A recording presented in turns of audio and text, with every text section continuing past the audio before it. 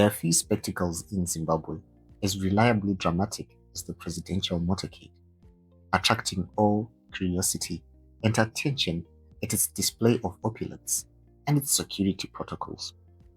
It has a distinct wail of police sirens and a choreographed convoy of sleek luxury vehicles.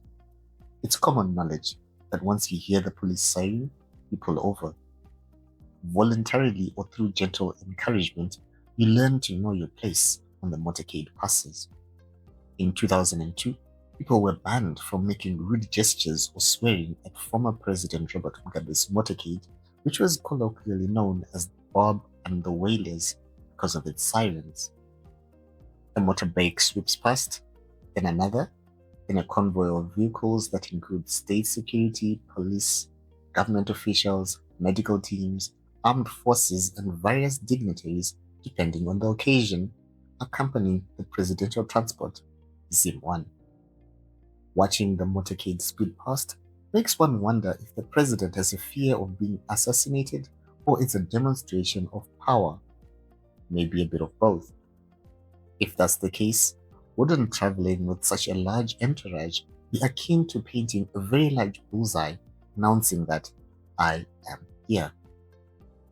This is why people speculate that all is not as it seems. Ask 10 Zimbabweans where the president sits in the motorcade, and you'll get 10 different answers, each more imaginative than the last, with suggestions that a body double sits in the Zim 1.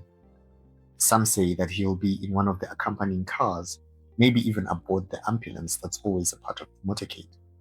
Some have even hypothesized that he will be riding with the commando unit whose vehicle is usually at the rear of the motorcade. Others have theorized that he doesn't even travel with the motorcade and will instead be following behind in a nondescript vehicle while all attention is on the convoy of cars. That actually sounds plausible. I remember back in primary school when we volunteered to welcome the late former president.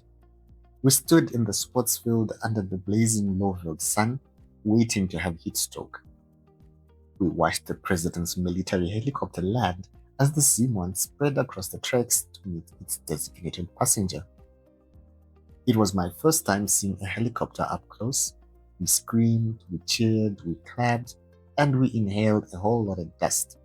And when it finally settled, the president was already at his podium and no one could explain how we got there. Sneaky, sneaky.